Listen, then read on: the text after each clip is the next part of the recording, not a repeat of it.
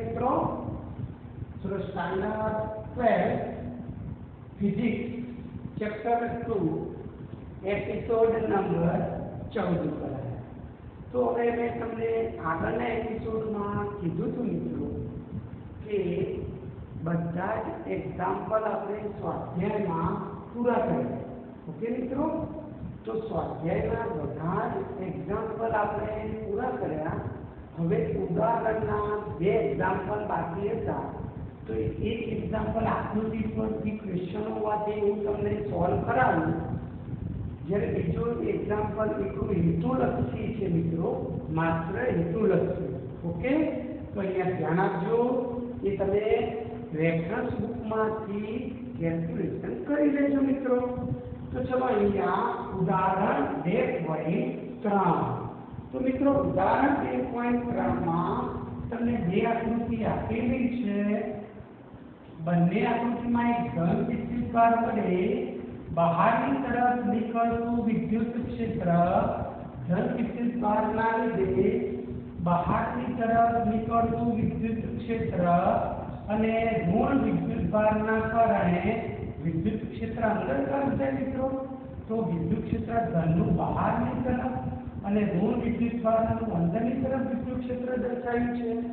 અને આ વિદ્યુત ક્ષેત્રના વિસ્તારમાં બે બિંદુ મૂક્યા P અને Q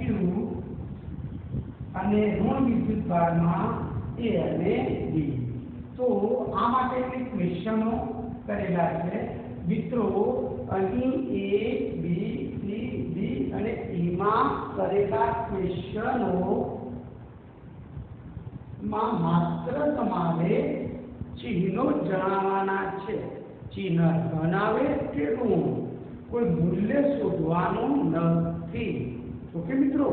तो चलो अहींया एक क्वेश्चन करेलो, P અને Q वच्चे स्थितिमानना तफावतनुं चिन्ह कयुं आवशे? धन के ऋण। ए ज रीते B અને E बिंदु वच्चे स्थितिमानना तफावतनुं चिन्ह कयुं आवशे? धन के ऋण। तो मित्रों हूँ तमने एक नियम कहूं, ए ध्यान आपजो। तो नियम विद्युत क्षेत्रनी दिशामां स्थितिमान घटे जाए। विद्युत क्षेत्रनी दिशामां स्थितिमान घटे जाए मित्रों। तो जेम जेम हूँ अहींया जो विद्युत क्षेत्र आम जई रह्युं छे, तो आ दिशामां जेम जेम जो विद्युत क्षेत्रनी दिशामां जेम जेम जाऊं एम विद्युत स्थितिमान घटे। क्षेत्रनी दिशामां विद्युत स्थितिमान घटे मित्रों। तो अहींया हूँ P થી Q, चलो P અને Q, तो P થી Q तरफ जो मित्रों, तो विद्युत क्षेत्र जो अहींया कई बाजु जाय छे? आ बाजु जाय छे, धनमांथी बहार निकळे। तो P થી Q तरफ जईए एम स्थितिमान घटे। स्थितिमान शुं थाय? घटे। क्षेत्रनी दिशामां विद्युत क्षेत्रनी दिशामां स्थितिमान घटे माटे P पर स्थितिमान ऊंचું હોય અને Q पर स्थितिमान નીચું હોય। તેથી P પર ઊંચું અને Q પર નીચું સ્थितिमान હોવાથી Vp - Vq કેવું ચિહ્ન આવશે મિત્રો? ધન ચિહ્ન। કયું આવશે? ધન। ચલો એ જ રીતે મિત્રો D અને A। चलो हूँ B થી A तरफ जाऊँ तो क्षेत्रनी दिशामां जो केवा मित्र विद्युत क्षेत्र ऋण तरफ छे। आ बाजु विद्युत क्षेत्र कई बाजु जई रह्युं छे मित्रों? आ दिशामां जई रह्युं छे विद्युत क्षेत्र। तो विद्युत क्षेत्रनी दिशामां स्थितिमान घटे। तो B થી A तरफ जाऊँ एम स्थितिमान घटे मित्रों। तो B पर स्थितिमान ऊंचું हशे અને A पर बराबर B पर चलो विद्युत क्षेत्रनी दिशामां घटे એટલે B पर स्थितिमान ऊंचું અને A पर स्थितिमान નીચું હશે મિત્રો। B पर ऊंचું, હવે क्षेत्रनी दिशामां જોઈએ A तरफ ઘટતું જાય स्थितिमान।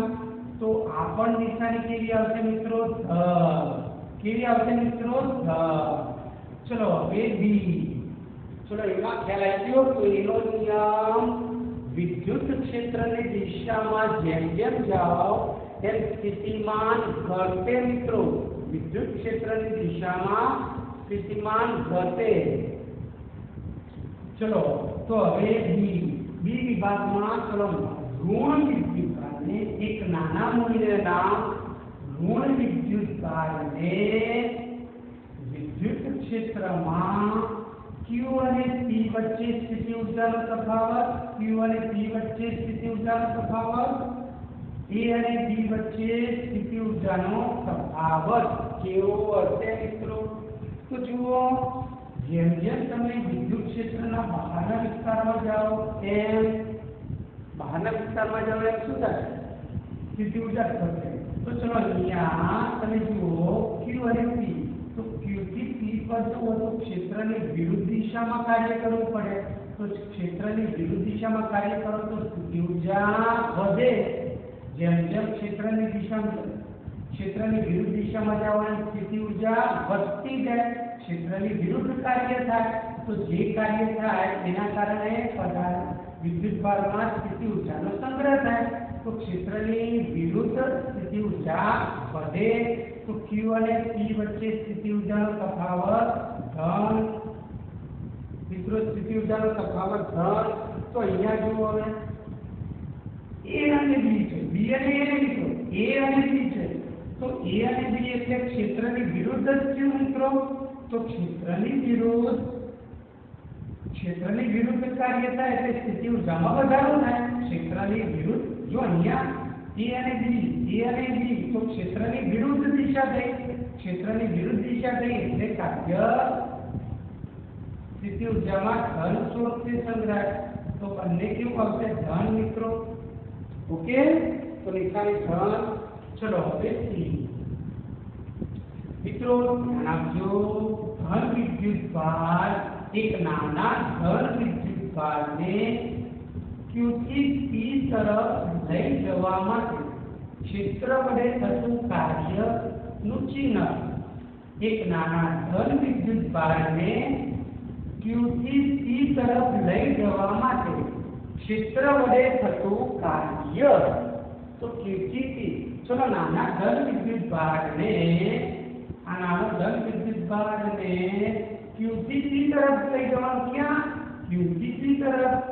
तो Q થી P तरफ लई जवा माटे क्षेत्र वडे थतुं कार्य.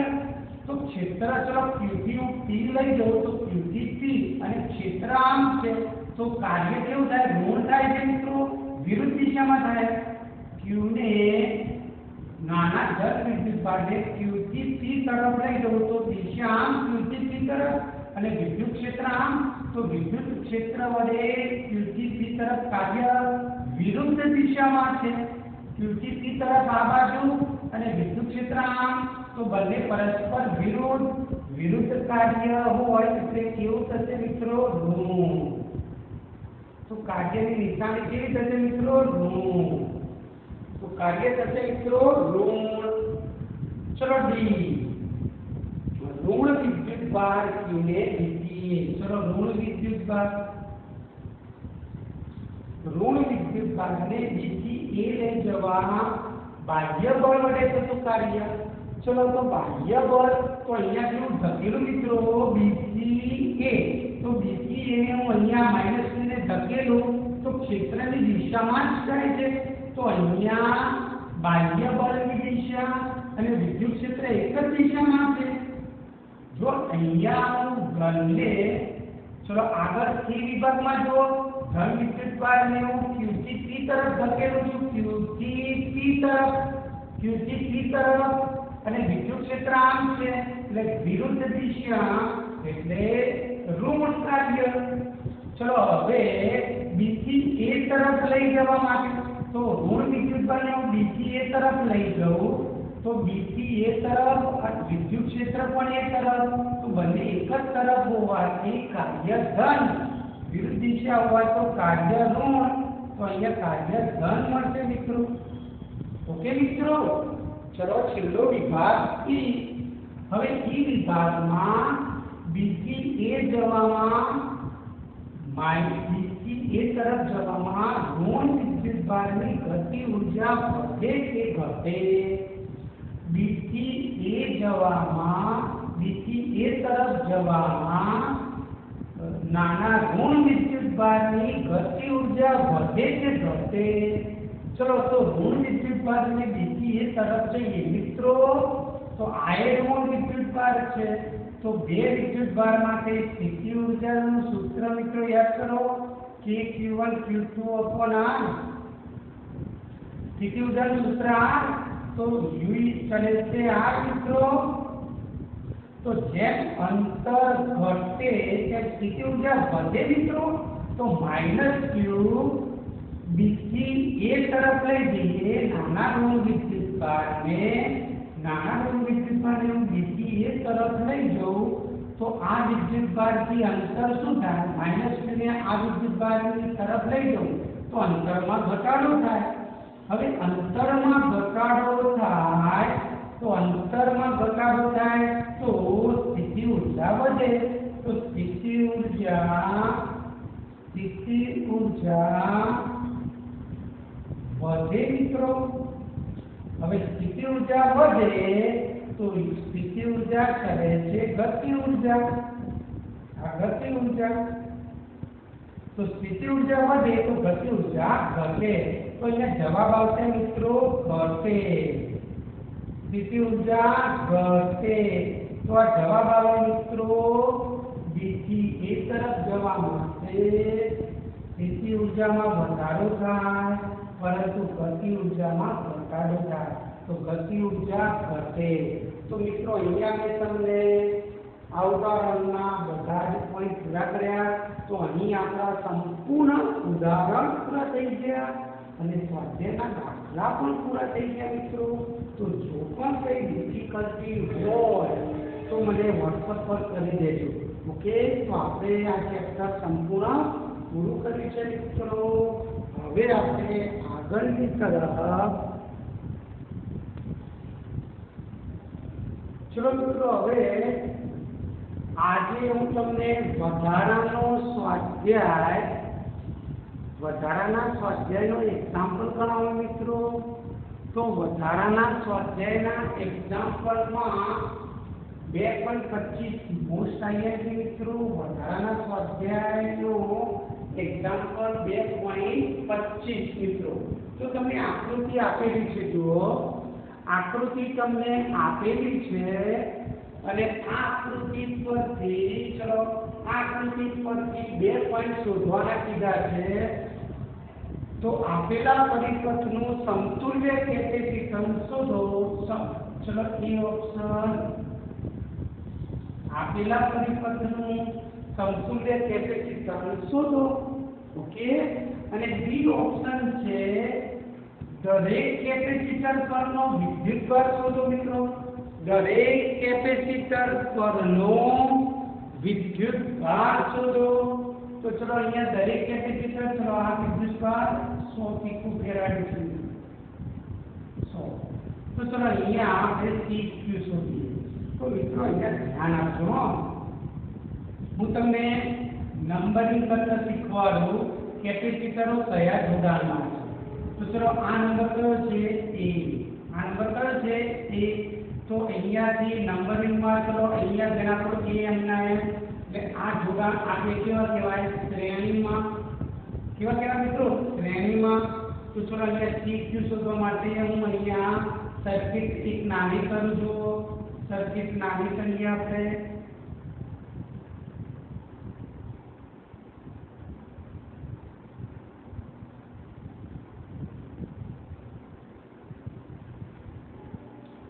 चलो मित्रों અહીંયા सर्किट में एक नानी करिए.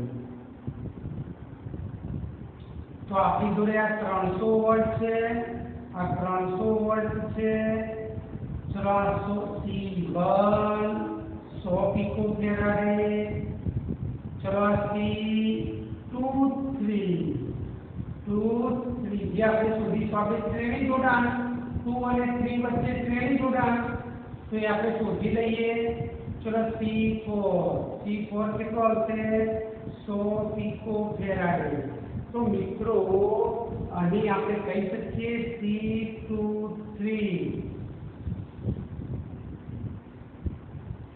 और C3 श्रेणी चलो C2 અને C3 શ્રેણીમાં હોય મિત્રો, C2 અને C3 શ્રેણીમાં હોય તો C23 એટલે C2 C3 C2 plus C3 મિત્રો. चलो C23 કેટલા આવશે તો C2 બંને C2 અને C3 બંને 200 200 ના છે તો 200 ગુણ્યા 200 200 વત્તા 200 400 મિત્રો.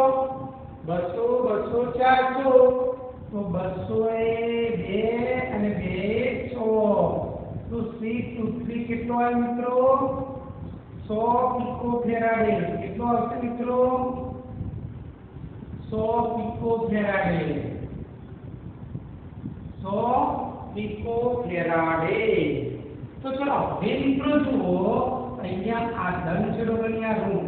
તો ચલો બેટરીમાંથી આ બાજુ આગે જોડાણ કેવા સમાંતર અહીંયાથી નીકળતો વિદ્યુતભાર પ્રવાહ સ્વરૂપે નીકળતો વિદ્યુતભાર તો આગે જોડાણ કેવા મિત્રો સમાંતર. કેવા છે સમાંતર. તો હું આ બંનેને એક કરી દઉં મિત્રો પહેલા. તો એ બંનેને એક કરું તો તમારો પરિપથ કયો થશે મિત્રો જો પરિપથ કયો થશે હવે તો અહીંયા એક થઈ જશે બંને એક એટલે પરિપથ.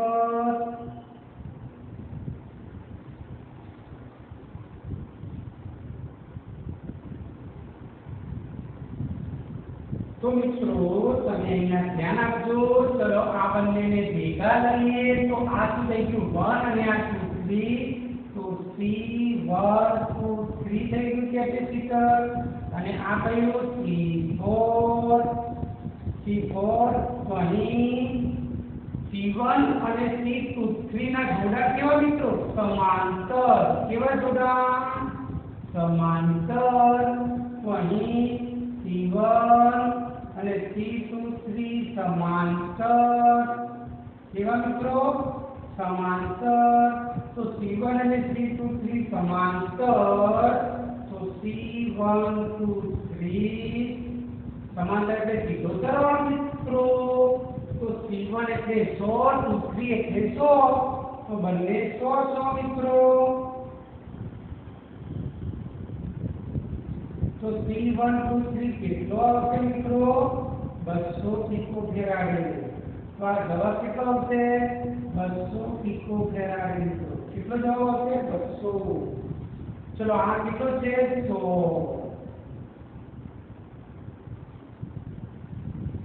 અને બેટરી કેટલી છે 300.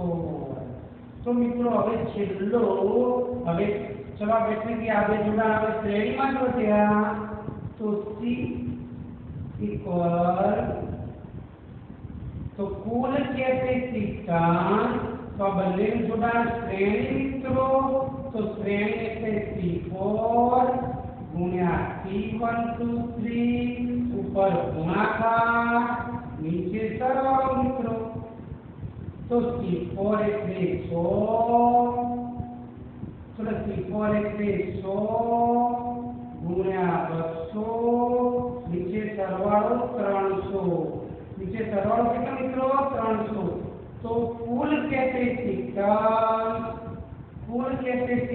મિત્રો કેટલું 200/3 પિકોફેરાડે. તો કુલ કેપેસિટન્સ નો જવાબ મળી ગયો મિત્રો. તો કુલ કેપેસિટન્સ કેટલું આવ્યું 200/3 પિકોફેરાડે. 200/3 પિકોફેરાડે. ઓકે મિત્રો.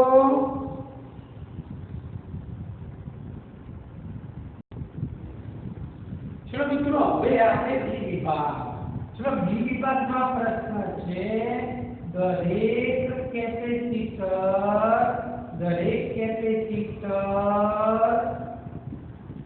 પર વિદ્યુતભાર શોધો. દરેક કેપેસિટર પર વિદ્યુતભાર શોધો. ચલો દરેક કેપેસિટરનો વિદ્યુતભાર તો છેલ્લો આપણો પરિપથ આ મિત્રો. तो चलो वोल्ट की बैटरी बढ़े. चलो कुल कैपेसिटेंस कुल वोल्टेज અને कुल कैपेसिटेंस. तो चलो मित्रों आ सूत्र तो C = Q/V. तो चलो कुल विद्युत बार Q is equal to CQ into volt.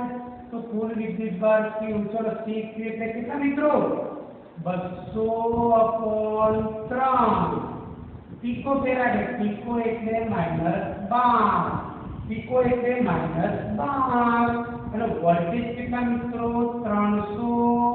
तो वोल्टेज 300 से 3 गया तो અહીંયા 100 મિત્રો।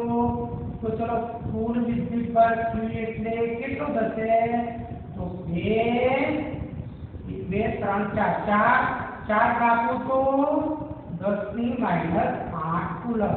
तो મિત્રો कुल विद्युत भार આટલો આવ્યો। तो आ वोल्टेज द्वारा कुल विद्युत भार श्रेणी होवाથી આ બંનેમાં સેમ જશે મિત્રો। C4 ઉપર જેટલો વિદ્યુત ભાર જશે એટલો જ 1 2 3 પર પણ જશે વિદ્યુત ભાર મિત્રો। 1 2 3 પર વિદ્યુત ભાર પણ એટલું જ જશે મિત્રો। ચલો ક્લિયર મિત્રો। તો જુઓ તો અહીંયા પોઈન્ટ પહેલા C4 પર મિત્રો C4 પર પોઈન્ટ। ચલો તો અહીંયા વિદ્યુત ભાર કેટલો જશે C4 पर पॉइंट C4। तो C4 पर पॉइंट पर C is equal to Q upon V। C4 पर Q कितना जैसे तो कुल विद्युत भार जे के बंदे सेम पर आटलो नाटलो जैसे 2 गुण્યા 10 ની -8 કુલમ। અને ચલો એક જવાબ આવી ગયો C4 પરનો વિદ્યુત ભાર Q। C4 પરનો વિદ્યુત ભાર આટલો થશે। કુલ વિદ્યુત ભાર આવેલો C4 પર ને આ તો ચલો અહીંયા Q1 2 3 પર પણ કેટલો વિદ્યુત ભાર થશે મિત્રો Q1 2 3 પર પણ 2 ગુણ્યા 10 ની -8 કુલમ સેમ થશે મિત્રો। ચલો તો બંને તો આ બેટરી વડે કુલ કેપેસિટન્સ દ્વારા મળતો વિદ્યુત ભાર આજે શ્રેણીમાં હોવાથી સરખો વિદ્યુત ભાર થશે મિત્રો। જેટલો અહીંયા બેટરીમાંથી વિદ્યુત ભાર નીકળે એટલો જ અહીંયાથી જશે। તો કુલ કેપેસિટન્સ અને કુલ વોલ્ટેજ દ્વારા મળતો વિદ્યુત ભાર Q C4 પર અને 1 2 3 પર। ચલો 1 2 3 તો ચલો અહીંયા વિદ્યુત ભાર આ બંને ઉપર 1 2 3 આ બંને ઉપર કુલ વિદ્યુત ભાર કેટલો જાય છે Q1 2। તો મિત્રો હું નિયમ કહું છું। तो 1 2 3 માં 1 અને 2 3 કેવા જોડાણમાં છે સમાંતર। તો શ્રેણી હોય તો વિદ્યુત ભાર એક સરખો જાય। શ્રેણી હોય તો વિદ્યુત ભાર એક સરખો જાય। પરંતુ જો સમાંતર જોડાણ હોય તો વિદ્યુત ભાર જુદો જુદો જાય। વિદ્યુત ભાર જુદો જુદો જાય। પરંતુ તમને એક નિયમ તો એ ધ્યાન આપજો મિત્રો। નિયમ તો એ ધ્યાન આપજો મિત્રો। तो जुओ मित्रों समांतर जोड़ाणमां कैपेसिटरो एक सरखा होय। समांतर जोड़ाणमां कैपेसिटरो एक समान होय तो विद्युत भार બંને પર અડધો અડધો જાય મિત્રો। કુલ વિદ્યુત ભારનો બંને પર અડધો અડધો જાય। तो C1 2 3 पर Q1 2 3 જે વિદ્યુત ભાર છે એ બંને કેપેસિટરો સમાંતર જોડાણમાં સરખા હોવાથી Q1 2 3 નો અડધો અડધો જશે। તો મિત્રો Q1 is equal to Q2 3 Q1 is equal to Q2 3 बराबर Q1 2 3 भाग्या 2। तो चलो અહીંયા Q1 Q2 3 बराबर चलो 1 2 3 એટલે 2 ગુણ્યા 10 ની -8 ભાગ્યા 2। તેથી ચલો Q1 કેટલો થશે Q1 2 2 થાય એટલે 10 ની -8 કુલમ। અને चलो एक आ जवाब आई गयो। चलो Q2 3 કેટલો આવશે મિત્રો Q2 3 તો 2 ગુણ્યા 10 ની -8 ઘાત મિત્રો। तो 10 ની -8 ઘાત આવશે મિત્રો। चलो બંને પર સેમ જાય છે 10 -8 કુલમ. ચલો ક્લિયર મિત્રો? ઓકે. ચલો હવે 1 અને 4 પર વિદ્યુતભાર આવી ગયો. હવે 2 3. તો ચલો અહીંયા તમે જો 2 અને 3 કેવા જોડાયેલા છે? 2 અને 3 મિત્રો. તો 2 અને 3 શ્રેણીમાં, 2 અને 3 કેપેસિટરો શ્રેણીમાં છે મિત્રો. તો 2 અને 3 કેપેસિટરો શ્રેણીમાં હોવાથી તો C2 અને C3 શ્રેણીમાં, તો શ્રેણીમાં હોવાથી આટલો વિદ્યુતભાર બંનેમાં સરખો જશે. તો Q2 Q3 બંને પર એક સરખો જાય તો 10⁻8 કુલમ. તો ચલો મિત્રો અહીંયા ખબર પડી ગઈ. તો ચલો દરેક કેપેસિટર પર પહેલા પ્લેટ ઉપર 10⁻8, બીજા અને ત્રીજા કેપેસિટરની પ્લેટ પર 10⁻8 અને ચોથા કેપેસિટરની પ્લેટ પર 2 × 10⁻8 કુલમ. ઓકે મિત્રો? તો ચલો ક્લિયર પોઈન્ટ. તો બી પ્રશ્નમાં તો દરેક કેપેસિટરની પ્લેટ પર વિદ્યુતભાર કેટલો જશે? તો આ પણ આપણે પોઈન્ટ પૂરો કર્યો મિત્રો. ક્લિયર?